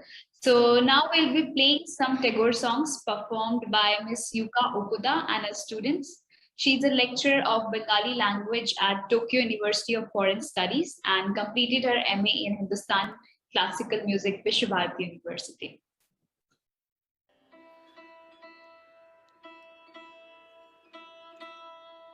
Thank you very much. It is such an honor and great pleasure for us to be here to celebrate the 168th birth anniversary of Tagore with those who are participating and watching this program from various countries. At first, I'd like to express my respects to the Honorable Ambassador of India to Tokyo, His Excellency Mr. Sanjay Kumar Verma, the Honorable Ambassador of Bangladesh to Tokyo, His Excellency Mr. Shahabuddin Ahmed, distinguished teachers, and all the participants. I would also like to extend my sincere congratulations to everyone involved in the University of Tokyo on a very happy homecoming day today. I am an ex-student of Shongita Bhavan, Vishwabharati, Shantiniketan, India. I learned a Tagore song and Indian classical music under the great masters. At present, I am teaching Bengali at Tokyo University of Foreign Studies and some other institutes. Today, we, the members of Tagore's Tree, feel joy of dedicating Gurudev's songs on this auspicious day. Tagore's Tree, an organization I run, offers workshops on Tagore songs and Bengali language courses to enhance the quality of life. Since 2018, we continue practicing Tagore songs regularly at Okra Memorial Hall, a center of spiritual culture, although we had about a 1-year gap because of the effects of the coronavirus. Tagore, as you know, wrote a lot of songs, 2,000 or more. He was also a great singer. When he encountered difficulties in his life, he would write about the joy of finding a little light in the depths of sorrow, or the arrival of blessed rain, or surrendering everything to the shining wind. This is what Tagore said about truth and beauty in his meeting with Einstein. Beauty is in the ideal perfect harmony, which is in the universal being. Truth, the perfect comprehension of the universal mind. We individuals approach it through our own mistakes and blunders. through our accumulated experiences, through our illumined consciousness. How otherwise can we know truth? Now, we are going to sing his prayer song for the peace of the world, the harmony of truth and beauty. Then, a song about the path of life and the endless trip of spirit living in the hearts of those left behind. In the end, we will conclude our dedication with a theme song in which Tagore had envisioned the ideal school, Shantiniketan. Thank you.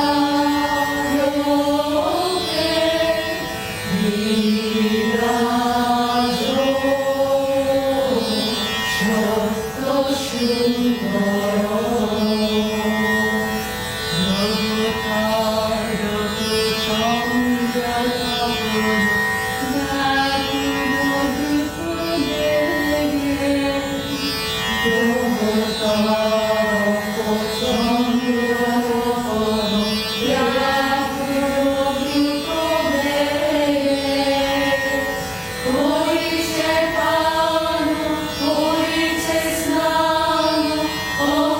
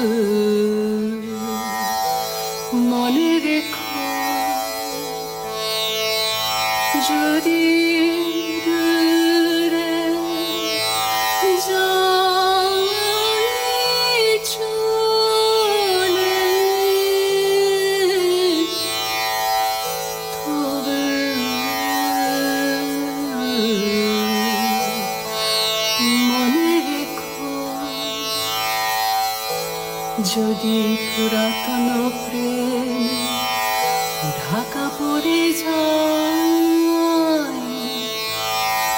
নব প্রেম জাগে, মনে রেখো যদি থাকি কাছাকাছি,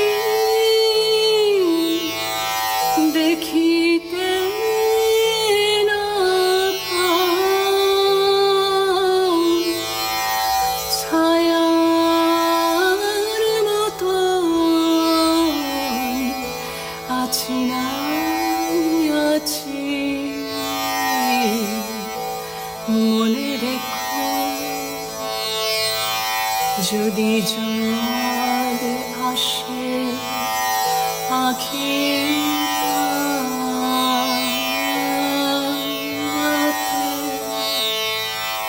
যদি জল আসে আখি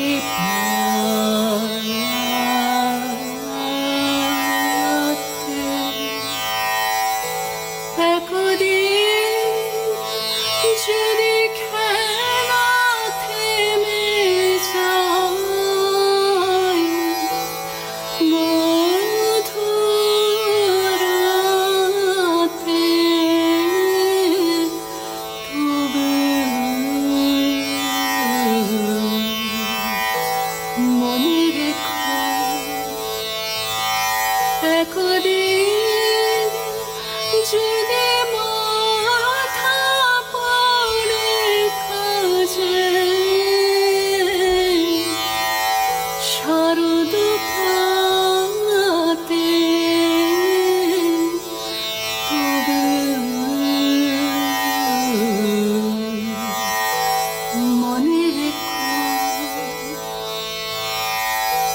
যদি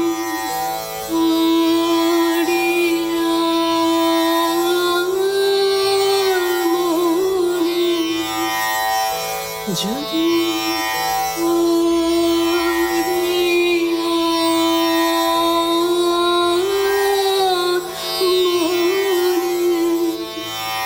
চলো চলো চলো না দেখা দেয়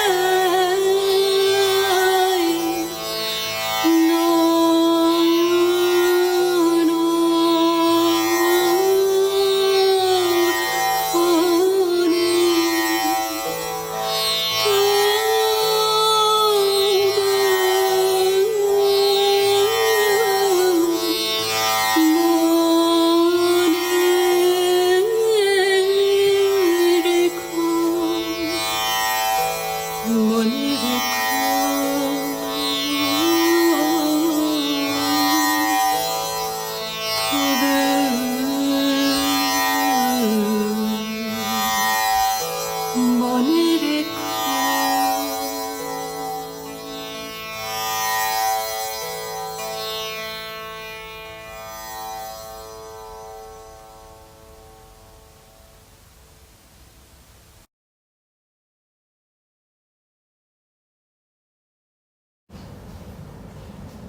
আমাদের শান্তি নিকেতন আমাদের শান্তি নিকেতন সে যে সবে আপন আমাদের সবে আপন আমাদের শান্তি নিকেতন আমাদের শান্তি নিকেতন ও তার আকাশ ভরা করে মনে করে হৃদয় করে মোরা আকাশ ভরা করে মনে করে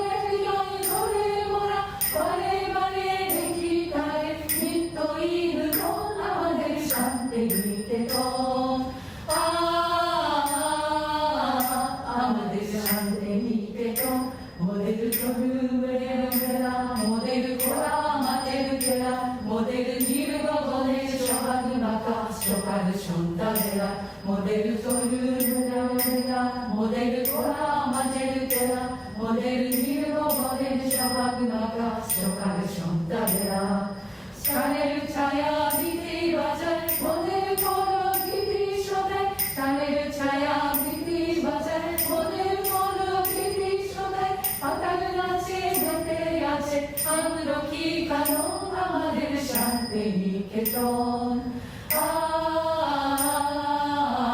আমাদের শান্তি নিকেতন আমরা যেটাই মরি ঘুরে সে যে যায় না কবু দূরে মোদের মনের মাঝে প্রেমের সেটার বাধা সেটার সুরে আমরা যেটাই মরি ঘুরে সে যে যায় না কবু দূরে মোদের মনের মাঝে প্রেমের সেটার বাধা সেটার সুরে প্রাণের সঙ্গে প্রাণে সে যে মিলিয়েছে প্রাণে মোদের প্রাণের সঙ্গে প্রাণে সে যে মিলিয়েছে প্রাণে মোদের ভাইয়ের সঙ্গে ভাইকে সে যে করেছে মন আমাদের শান্তি নিকেতন আমাদের শান্তি নিকেতন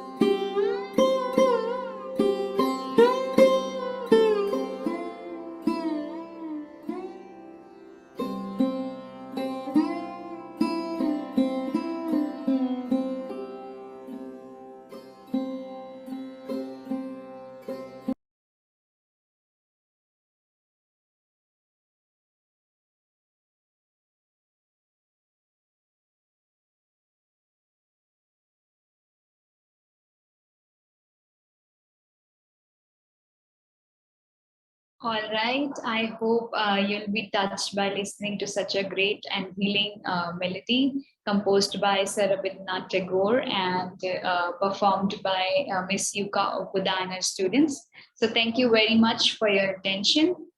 Now, for a closing remark, we are pleased to invite Ms. Gunjan Joshi, President of the University of Tokyo Indian Student Association. She is a PhD student in Electrical Engineering and Information System at Graduate School of Engineering, the University of Tokyo. Thank you so much, Sakshi-san, for the introduction. It is my honor to make the closing remarks for today's webinar. On the behalf of University of Tokyo Indian Student Association, I would like to express my deepest gratitude to all the attendees who have come together from various institutes and countries for conducting this fruitful webinar. Commemorating the 160th birth anniversary of Gurudev Rabindranath Tagore, coincidentally, this year is also the 70th year of Indo-Japan relationships. 3 years back, walking through the library of University of Tokyo, I came across a portrait of a familiar person. I did a little research with my peers, and the portrait connected us back to our roots in India. I agree with Professor Tanabe. This portrait captures the essence of Gurudev's personality. This portrait is not only an historical relic, but it is also an epigraph that provides insight into the deep-rootedness of Indian, Bangladesh, and Japan relationships. As students at this university, it is our utmost privilege to walk through the corridors that have witnessed this historical relationship unfolding. Finally, I would like to thank all of you once again for joining and facilitating these forums, which would further deepen our cultural roots for generations to come. Thank you. Thank you, Ms. Gunjan, for your interesting speech. Thank you for attending this event today. I hope by listening to your experience, students will be encouraged to join the University of Tokyo. So thank you for your valuable words. Thank you. Now I would like to turn the time over to Dr. Syed Emdadul Haq. He obtained his PhD degree in Medicine Public Health. Currently, he is a director, the University of Tokyo Bangladesh office in Dhaka, General Secretary, the University of Tokyo Alumni Association in Bangladesh, and a country representative of UChicago Research Bangladesh, sorry. So Dr. Syed, we request you to please proceed now. Thank you very much, Ms. Sakshi, actually I'd like to congratulate His Excellency Mr. Shahabuddin Ahmed, Ambassador of Bangladesh to Japan, for his video talk, as well as His Excellency Mr. Sanjay Kumar, Ambassador of India to Japan, and Akiko Sensei from the University of Tokyo, Kyoko Sensei from the University of Tokyo, and Dr. Geeta from Vishwabharati University, and Dr. Abdullah Mamun, and of course Yuka Okuda Sensei for nice performing the songs. All we have learned a lot from those presentations, particularly today's event, 160th anniversary of Rabindranath Tagore. Distinguished guests and attendees, all speakers, including Honorable His Excellency Ambassadors, made a very good information and showed us the relationship between Japan as well as the Rabindranath Tagore, including the University of Tokyo during his visit time. As a summary, we can say that Rabindranath Tagore played a pivotal role in shaping literature, art, and music as an educationist. He was a great philosopher, although he was not fully satisfied the educational system, particularly during his period, but he was very much interested to develop intellectual development, scientific innovation, and political changes. We can get from his whole the work, particularly for literature, music, and arts. He was also a social reformer, which comes from in many ways that we can find now from his writing.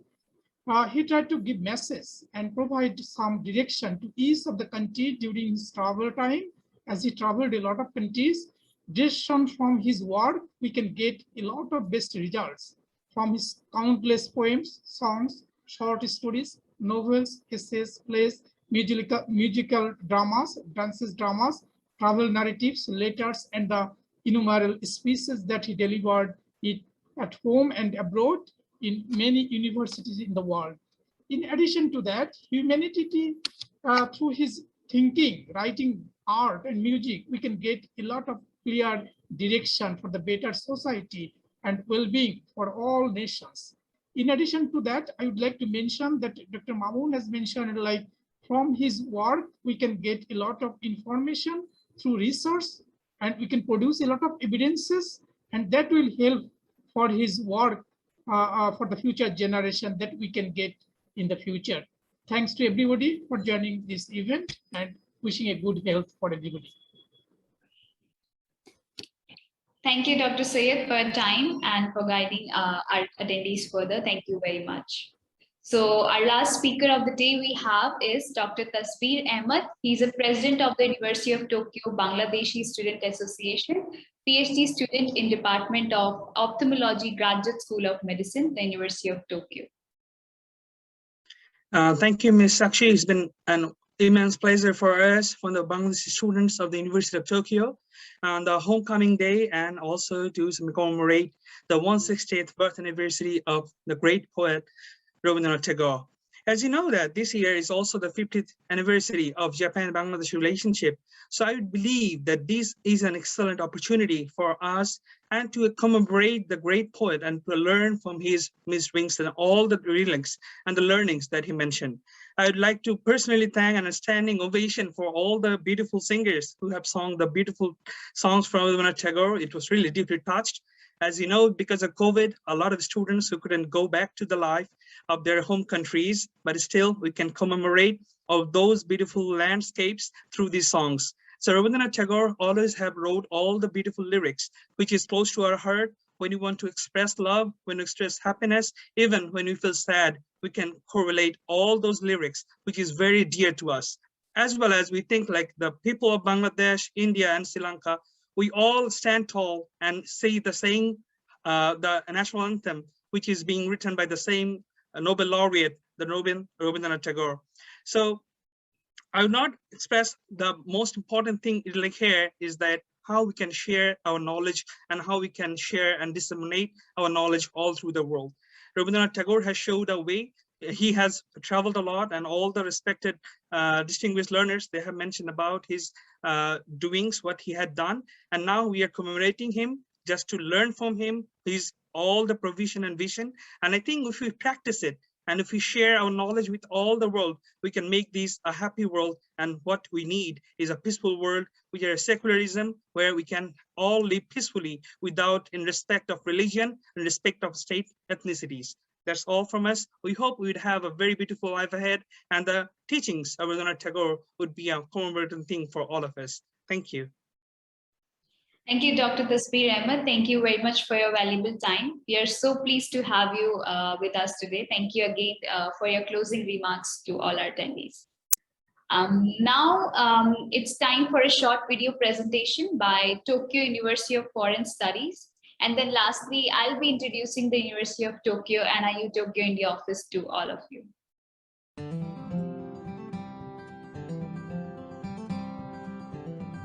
こんにちは。東京外国語大学の学長の林です。今の質問ですけれども、よく世間ではこのように思われていますけれども、違うんです。言語学習はあくまでも現地を深く知るための手段です。私たちは語学の学習を通じて、その地域の文化や価値観に対する知識を深めて、その上で政治学から文学までさまざまな学問分野で勉強をしていく、そういう大学です。タフスでの学びにはその地域言語っていう学びと、あと〇〇学、学問分野っていうその2つの大きな柱があります。でこれはつまりその自分の興味のある言語、地域っていうものをまず選んで、それに加えてその〇〇学、政治学だったり宗教学だったりっていうその〇〇学っていうのを選ぶことで、自分だけのオーダーメイドの学びができる、それがタフスの大きな魅力ですね。特に〇〇学については他大学と違って入学前に事前に選ぶ必要っていうのはありません。でその確かに原文、国社、国日っていうその3つの学部の大きな括りはあるんですけれども、ただその入学後に1年間かけていろんな授業に出て勉強してみる中で、その自分に合ったぴったりの学問を探して選ぶことができる。これもタフスの学びの中の一つの魅力だと思います。卒業時には自分の選択した〇〇学の理論、私の場合は政治学だったんですけれども、その理論を用いて自分の勉強してきた地域への理解であったり、その専攻した言語で集めてきたその一時情報だったりを整理して卒業論文を仕上げるっていうのが一般的だと思います。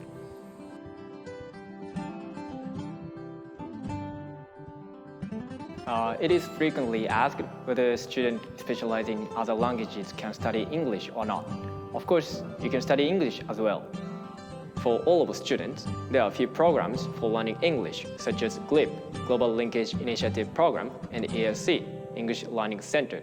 There, whatever language you specialize in, you can improve your English level to the point where you can use it for academic and business. Besides that, there are many classes that are held in English. And in some classes, while they are taught in Japanese, teachers use English materials as textbooks. That is common here in Tufts. If you enter Tufts, even though you do not want, you must have opportunities to use English in your daily lives. So please do not worry about it. 高校よりも外大は完全にアットホームな場所だと思います。というのも、1年生の時には外語祭で、料理店を運営したり、2年生では語劇をするということで、固い絆で結ばれるのが外大だと思います。でさらに、先輩や後輩、教員の方などを通して学ぶことも多いですし、さまざまな相談事に乗っていただけるので、そういった中で人との関わりというのはすごくある場所だなと思います。専攻語で、活動することももちろん多いんですけれども、それ以外にもさまざまな授業があるので、そういった授業の中で他の専攻語を学んでいる方、授業だけじゃなくて、サークルや部活という中でさまざまな交流をすることができると思います。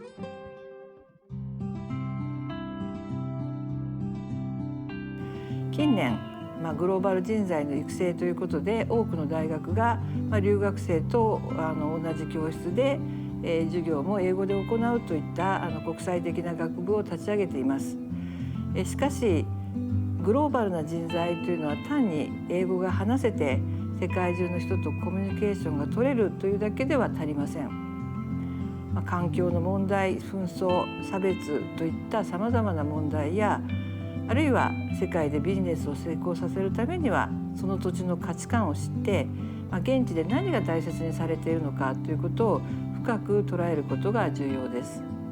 この現地の目線で考える姿勢というのは単に英語を使えるということになっても身につくものではありません。英語でコミュニケーションが取れるというレベルのその先、その土地の言葉を身につけてとことんローカルと向き合い、複雑で入り組んだグローバル社会に挑む、これは私たちの大学のでこそできることだと思っています。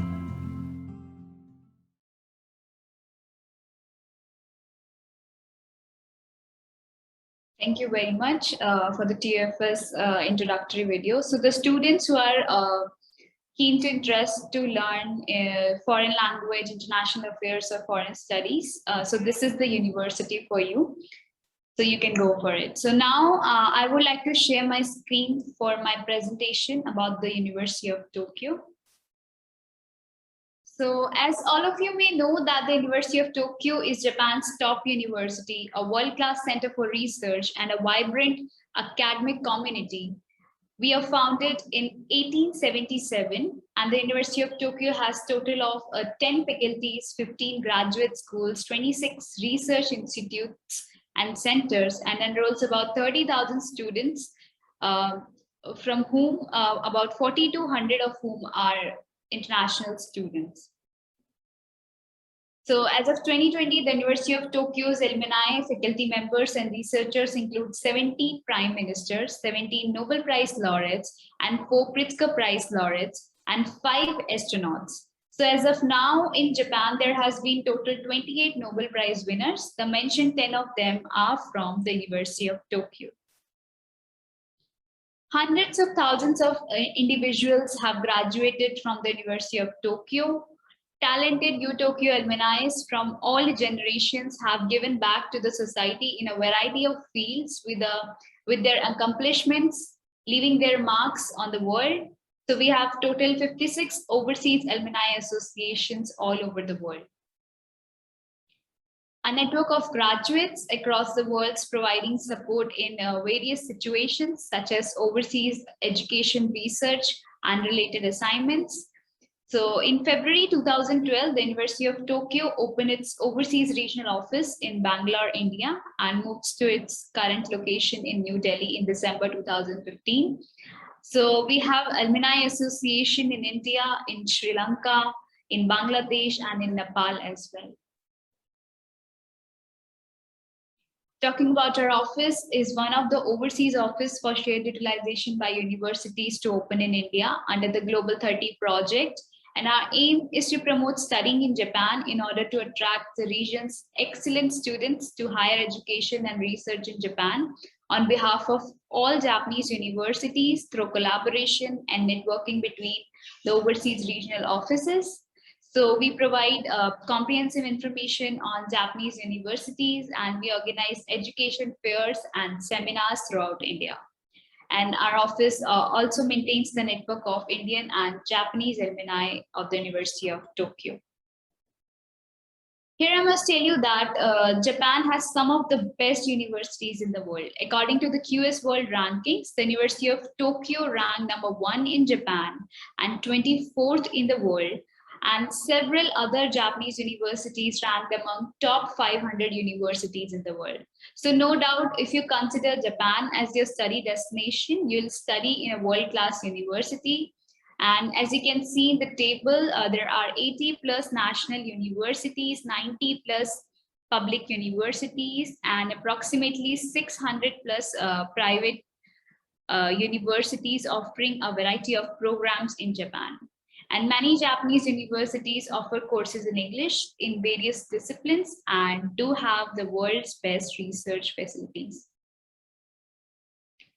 Now I'll conclude my presentation by introducing a very important piece of information to you all. For the last 5 to 6 months, we are working on the Study and Work in Japan online webinar project. In this project, we have planned a total of 39 sessions, and we have already completed 32 sessions of our webinar series successfully. So we will be introducing nearly 30 major esteemed universities, and all of the universities will be focusing to introduce English taught programs that are offered by them. So next weekend on Friday and Saturday, we are going to have session 33 and 34 of Study and Work in Japan. And next week, we will be having session 35. So these sessions are basically for all those students, whether they are undergraduate, graduate, PhD, internship. These are for all those students who want to pursue their higher education in Japan. So it's really a great opportunity for all of you to participate in our webinar, and you can directly ask your queries to representatives of each universities. And for all attendees, you may scan this QR code to register for our upcoming webinars. So I'll wait for 2 minutes here so that you can scan this QR code. I hope everyone will be able to scan this QR code. So this is the email address and website of our office. In case if you have any questions, please feel free to contact us. We would be very happy to assist you. And we are also active on social media.